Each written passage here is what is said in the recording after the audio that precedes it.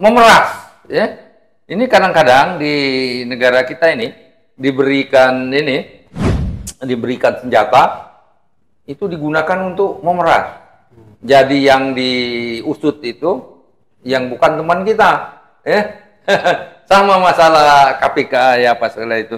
Kadang-kadang yang dijebak itu yang orang-orang yang bukan teman dia. Kalau teman dia lewat. Nah, yang seperti ini ya harus dipahami dari awal ya. Dibuat protokolnya, dibuat apa sehingga yang ini bisa efektif.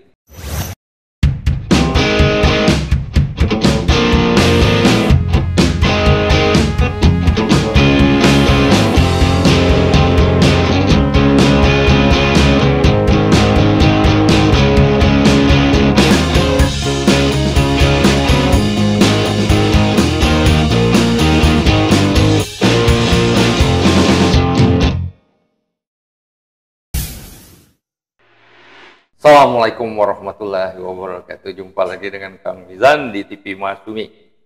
Pemirsa, kita dengar kemarin itu ada berita Kementerian Keuangan, yaitu diberikan kemudahan untuk melihat rekening nasabah yang melebihi 1 miliar. Nah, diharapkan dengan dibukanya akses oleh peraturan ini, yang mangkir-mangkir pajak ya, kemudian yang pencucian uang dan lain-lainnya itu bisa diatasi. Nah, sampai sejauh mana ini bakal efektif, ini kita bincang-bincang santai dulu dengan rekan saya Profesor Dr. Chandra Amirullah, yang tidak asing lagi di kita, alumni Harvard, alumni Southern California University Los Angeles ya, juga dosen Universitas Utara Malaysia, dan sama seperti saya pensiunan Kementerian Keuangan juga. Assalamualaikum Pak Chandra. Waalaikumsalam. Nah, ini gimana kita kalau bahasa sehari-harinya apa, ngeri-ngeri cemas atau apa? Ini pajak atau Kementerian Keuangan diberi akses untuk melihat-lihat rekening nasabah yang lebih besar dari 1 miliar ini. Ini nggak begitu jelas ya kalau kita baca sekilas di berita ini, koran itu.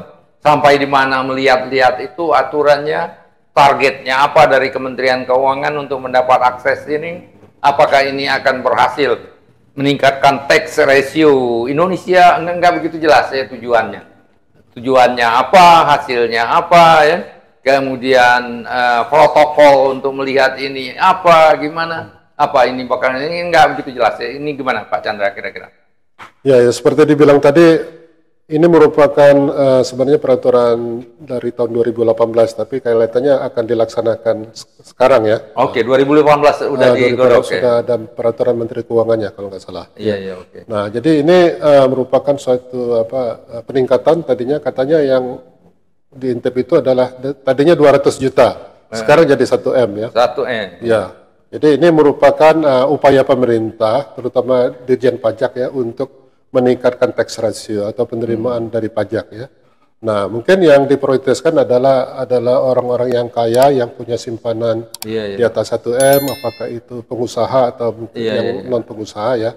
Nah, jadi mungkin kalau tadinya Dirjen Pajak itu tidak punya akses untuk rekening yang sebesar itu, tapi sekarang dengan adanya PMK itu mungkin sekarang terbuka ya.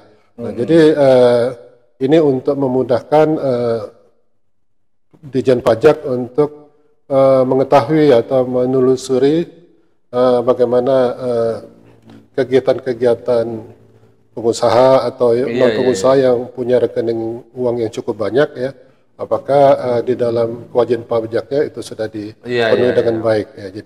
Jadi diprioritaskan untuk yang di atas 1 M. Di atas 1 miliar. Dan banyak saya kira. Karena 1 miliar tuh nggak begitu besar itu transaksinya. Perusahaan-perusahaan kecil aja bisa omsetnya melebihi 1 miliar. Dan memang kita harapkan ya, dengan dibukanya akses ini, ya perusahaan-perusahaan yang tadi tidak membuat laporan ya, laporan SPT ya, baik SPT badan maupun SPT orang pribadi, ya agak hati-hati ya. Dan saya kira mungkin ya Ditjen Pajak dengan adanya akses ini akan memberikan semacam sosialisasi ya. Sosialisasi untuk menggiring ya untuk apa membuat ya wajib-wajib pajak itu ya lebih apa rela ya termotivasi untuk membuat laporan pajak yang benar dan tepat waktu karena sekarang pajak sudah mempunyai akses. Kalau dia tidak membuat laporan secara lebih baik, akan lebih gampang bagi pajak untuk melihat bahwa yang dilaporkan itu tidak benar dan oleh karena itu mereka akan kena sanksi-sanksi perpajakan yang berat. Saya kira ini ada harapan sebenarnya. Ya, mudah-mudahan dengan adanya ketentuan baru ini ya, jadi masyarakat ya, terutama yang punya kemampuan cukup tinggi ya, yang punya rekening 1M itu mungkin biasanya punya kemampuan ya, yang ekonomi yang cukup tinggi ya, jadi bisa lebih banyak lagi orang yang sadar pajak sehingga akan membayar pajak sesuai dengan kemampuannya dan kewajibannya ya. Tapi juga di lain pihak ini jangan sampai menakut-nakuti masyarakat, misalkan jangan sampai masyarakat enggan menyimpan uangnya di bank misalnya kan mungkin karena merasa akan nanti diketahui oleh orang pajak misalnya kan. Nah, itu juga harus disosialisasikan ya. Jadi bahwa ini merupakan ketentuan yang akan dilaksanakan kalau mungkin saja dalam kasus-kasus tertentu misalkan ada indikasi-indikasi penyimpangan dan sebagainya sehingga Dijen Pajak bisa mengakses rekening-rekening tersebut ya. Nah, terutama yang di atas 1M ya. Jadi jangan sampai ada reaksi yang negatif ya sehingga akan menimbulkan hal yang tidak kita inginkan yang sebaliknya ya. Jadi tadinya masyarakat percaya akan keamanan uangnya di bank misalkan atau mereka juga percaya bahwa tidak diusik-usik ya tanpa adanya alasan yang jelas ya. Nah, ini perlu dipertimbangkan. Jadi perlu disosialisasikan bahwa supaya masyarakat tenang, tidak terlalu panik ya, tapi juga masyarakat juga perlu menjalankan kewajibannya dengan baik. Iya betul itu, dan ini ya pajak itu diberi senjata sekarang ya, diberi senjata ya untuk melihat. Nah, senjata ini jangan disalahgunakan ya, karena kasus-kasus Dijen Pajak ini banyak sekali. Ya, senjata yang diberikan itu bukan tujuannya untuk meningkatkan penerimaan negara, tapi tujuannya untuk kepentingan pribadi ya. Dia tahu misalnya ada 10 orang ya yang dicurigain, dia ambil aja 1-2 orang untuk diperas ya.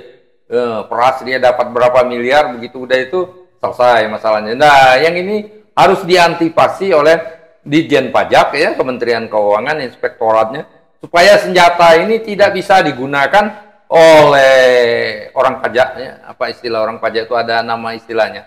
Orang pajak itu apa istilahnya? Lupa saya namanya, untuk memeras ya. Ini kadang-kadang di negara kita ini diberikan senjata itu digunakan untuk memeras. Jadi yang diusut itu yang bukan teman kita ya. Sama masalah KPK ya, masalah itu kadang-kadang yang dijebak itu yang orang-orang yang bukan teman dia ya. Kalau teman dia lewat. Nah, yang seperti ini ya harus dipahami dari awal ya, dibuat protokolnya, dibuat apa sehingga yang ini bisa efektif.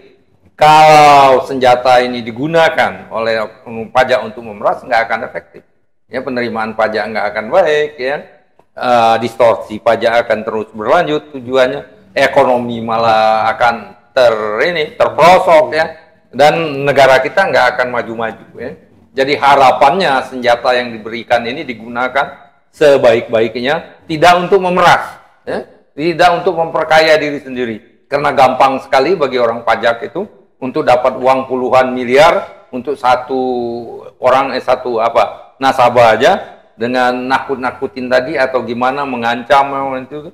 Nah, yang ini harus diantisipasi sehingga tidak akan terjadi lagi kasus ini. Ya. Iya.